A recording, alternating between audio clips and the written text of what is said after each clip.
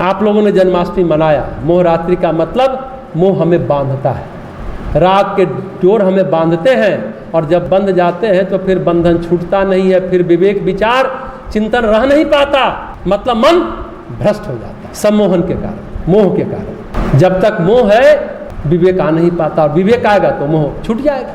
तो भगवान कृष्ण का जन्मदिन अभी आपने मनाया, कृष्ण हमें विवेक देते हैं, मोह को चरम पर ले जाकर के नष्ट करते हैं, ये समझेंगे आप। एक सच्ची घटना है, मनोहर घटना है, लेकिन विचित्र घटना है। मोह से मोह कैसे कटता है, हमने कहा ना, मोह को चरम पर ले जाकर के मोह को खत्म करते हैं भगवान कृष्ण। ये बात लोग नहीं समझते तो कहते हैं पता नहीं कृष्ण भगवान है कि मानव है, सब कुकर्म तो वो भी करते हैं। समझने के लिए बुद्धि चाहिए ना। अब समझिए मोह से मोह कैसे कटता है। जैसे जहर जहर को काटता है उसी तरह मोह से मोह कटता है। विशाख दत्त की पुत्री थी विशाखा, अपूर्व सुंदरी थी और अपने विवाह में भगवान बुद्ध को निमंत्रित करने गई अपने पिता के साथ। बुद्ध ने कहा हमें मत बुलाओ। विशाखा बोली आप नहीं है जिस काम में, काम होगा ही नहीं, शादी होगी नहीं, विवाह नहीं होगा। अरे ऐसा बोलती है, हाँ नहीं हुआ तो नहीं हुआ, जो भी हो पर आपका आशीर्वाद होना चाहिए। चलिए विवाह नहीं होगा, आपका आशीर्वाद तो रहेगा। इस तरह से बुद्ध से बात करने वाले, गुरु से बात करने वाले शिष्य को आप क्या कहेंगे? आज शिष्य और गुरु की बात चल रही है ना शिक्षक दिवस पर। इसमें भक्ति कम है, मोह ज्यादा है। जिद करते हैं आप लोग कभी कभी, बात को पकड़िए। भक्त होता तो बुद्ध की बात, अपने गुरु की बात, अपने भगवान की बात मान लेता, पर नियति तो कुछ और चाहती थी। भगवान बुद्ध गए, विवाह के सारे सरंजाम लुटाए गए, मंडप बना। विशाखा पूर्व सुंदरी तो थी, रूपवती थी, ज्ञानवान भी थी, इसलिए उसका होने वाला पति उस पर बहुत सम्मोहित था, सम्मोहन में था। अब बुद्ध पहुंचे, दूर बैठ गए मंडप से। अब विशाख दत्त बोलता है कि हमारे दामाद को आशीर्वाद दीजिए। बुद्ध बोल रहे हमारे पास मत लाओ, मत लाओ आशीर्वाद के लिए, शादी कर लो। हम शादी में आए जरूर है ना, बस शादी करो। अब फिर अड़ गई विशाखा। अरे भगवान बुद्ध तो कोई सामान्य आदमी नहीं थे। सब लोग देख रहे थे कि अरे ऐसा क्या हो रहा है, देश विदेश में प्रसिद्ध थे पूरे भारत में। अब ले आए जबरदस्ती। जो दामाद विशाखा के रूप सौंदर्य को देख करके सम्मोहित था, जैसे ही बुद्ध के चरणों में गिरा, सिर झुकाया और जैसे ही बुद्ध से उसकी आंख से आंख मिली, उसके मोह का धुआं छट गया, कट गया। उसने तत्काल तत्क्षण कहा ये हम क्या कर रहे हैं, क्योंकि अब विशाखा का सम्मोहन टूट चुका था। जिस मंडप पर विवाह होना था, दोनों भावी पति पत्नी ने दीक्षा ली और भिक्षुक बन गए। बुद्ध के सन्यासी बन गए, अनुयायी बन गए, भिक्षुक बन गए। मोह की पराकाष्ठा के बाद मोह का पराभव होना ही था, हो गया।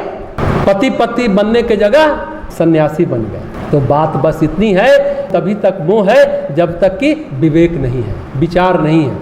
कृष्ण जन्म की रात्रि क्या है? मोह तोड़ने वाली रात्रि है, प्रेम से जोड़ने वाली रात्रि है। प्रेम होता है कहाँ से? भक्ति मार्ग से। और मोह होता है कहाँ से? तंत्र मार्ग से। तंत्र साधना आप कर रहे हैं तो आप मोह से और बंधेंगे, बंधेंगे और बंधेंगे। कृष्ण भक्ति है तो प्रेम करेंगे और मुक्त हो जाएंगे। सारे कारागार के बंधन टूट जाएंगे। कृष्ण जन्म कारागार में हुआ था, सारे बंधन अपने आप खुल गए, टूट गए। इसलिए स्वामी विवेकानंद की एक पुस्तक है, तोरो कारा तोरो। कैद में हो, कैद में जन्म और कैद से मुक्ति का जन्म, यही है तोरो कारा तोरो। तो तांत्रिक अर्थों में इस मोह रात्रि इसको कहा जाता है, जन्माष्टमी को। भगवान कृष्ण विष्णु भगवान के अवतार है। कहते हैं कृष्णस्तु भगवान स्वयं। कृष्ण तो भगवत्ता उनमें इतनी संपूर्ण है कि वो देहधारी भगवान है। कृष्ण का जीवन भागवत प्रकाश से परिपूर्ण है। कृष्ण को 16 कला का अवतार कहा जाता है। क्या है 16 कला? इसलिए कि वो सदा सर्वथा भगवत चेतना में रहते हुए भी, मतलब देहधारी मनुष्य होते हुए भी सदा सर्वदा भगवत चेतना में रहते हैं। मनुष्य होते हुए भी उनमें 24 घंटे भगवत वास होता है, क्योंकि उनमें राग द्वेष नहीं है, बैर वैमनस्य नहीं है, वैसा कुछ भी नहीं है। कृष्ण कभी दुखी नहीं होते। कृष्ण भगवान का कोई चित्र देखा है जिसमें वो दुखी हो, कभी उदास हो? कृष्ण कभी बंधते नहीं, कृष्ण कभी आसक्त नहीं होते। चाहे ब्रज का जीवन हो, चाहे द्वारका का जीवन हो। दोबारा ब्रज गए 12 साल के बाद, लौट करके नहीं गए। इतना निर्मोही, कोई मोहग्रस्त नहीं थे, ब्रजभूमि लौट कर नहीं आए।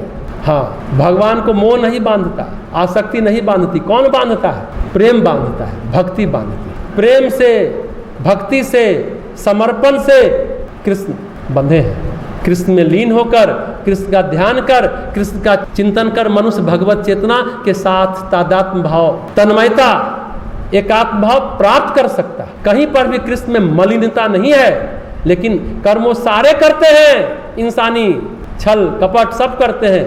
इसलिए कृष्ण भगवान के कर्म को कहते हैं लीला। भगवान के द्वारा किए हुए कर्मों को लीला क्यों कहते हैं? क्योंकि भगवान के कर्म जो होते हैं ना, वो कर्मवश नहीं होते, प्रारब्धवश नहीं होते हैं, संस्कारवश नहीं होते हैं, एक उद्देश्य के लिए होते हैं। जहाँ पर कर्म है पर कर्ता नहीं है, कर्ता कर्म पढ़े होंगे ना आप लोग, करने वाला कर्ता नहीं है। जहाँ कर्म हो और कर्ता नहीं हो उसी को लीला कहते हैं। और जहाँ कर्म भी है कर्ता भी है तो उसका आगे का प्रभाव भी है और पीछे भी प्रभाव है, मतलब आप बंधेंगे। भागवत कथा है ना, श्रीमद् भागवत पुराण जिसको कहते हैं, उसके स्कंद जो है 5वें स्कंद से 10वें स्कंद तक उसको रास पंचाध्यायी कहते हैं। उसमें क्या चीज़ का वर्णन है जानते हैं? कृष्ण के प्रेम का वर्णन है। प्रेम है, लेकिन प्रेम के मानवीय दुर्गुण, आसक्ति, ईर्ष्या, मोह उस 5 अध्यायों में नहीं है। वहाँ सिर्फ और सिर्फ कृष्ण प्रेम है। वहाँ प्रेम अपने शुद्धतम रूप में कृष्ण के जीवन में दिखता है।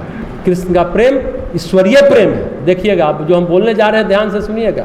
कृष्ण का प्रेम ईश्वरीय प्रेम है।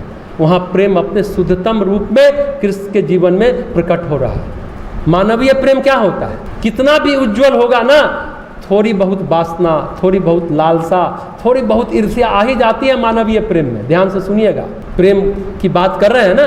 बहुत लोग प्रश्न आप लोग प्रेम पर करते रहते हैं। अरे चलिए, वासना, लालसा, ईर्ष्या नहीं है तो कुछ तो सामाजिकता आ जाती है। सामाजिकता है भगवान राम के प्रेम में। कृष्ण के प्रेम में कोई बंधन नहीं है, सामाजिकता का भी बंधन नहीं है। 16 कला के अवतार का क्या तात्पर्य है जानते हैं? कहते हैं ना, रुपयों में 16 आने खरा हुआ। 16 आने मतलब 100% ना, पूर्णता। 16 आना यही हुआ। 16 आने सच है मतलब 100% सच है। तो कृष्ण में संपूर्ण रूप से भगवत्ता है, इसलिए कहते हैं पूर्ण अवतार उनको। कृष्ण सबसे प्रेम करते हैं। आप कहेंगे द्रौपदी का प्रेम कृष्ण के प्रति है, पर कृष्ण ऐसा नहीं कि केवल वो द्रौपदी को प्रेम करते हैं, ऐसा नहीं है। द्रौपदी के प्रेम में मानवीयता है, कृष्ण के प्रेम में मानवीयता नहीं है। रुक्मिणी के प्रेम में मानवीयता है, सत्यभामा के प्रेम में मानवीयता है, लेकिन राधा के प्रेम में मानवीयता नहीं है। कोई मानवीय दुर्बलता राधा के प्रेम में नहीं है। कोई ईर्ष्या, कोई दोष, कोई द्वेष, कोई आसक्ति नहीं है। रुक्मिणी सत्यभामा के प्रेम में है, राधा के प्रेम में कुछ भी नहीं है। हाँ, राधा का प्रेम भले मानवीयता से शुरू हुआ हो, पर वह ईश्वरीयता तक पहुंच गया था। लेकिन कृष्ण का प्रेम ईश्वरीयता से शुरू होता है और ईश्वरीयता पर खत्म होता है। कृष्ण का प्रेम कभी धरातल पर रहा ही नहीं, ईश्वरीयता से ही शुरू होता है। आई बात समझ में? मानवीय प्रेम और ईश्वरीय प्रेम क्या है? कृष्ण प्रेम और राधा प्रेम क्या है? जन्माष्टमी तो आप लोग मना लिए। ये गूढ़ बात समझिएगा, प्रेम क्या होता है।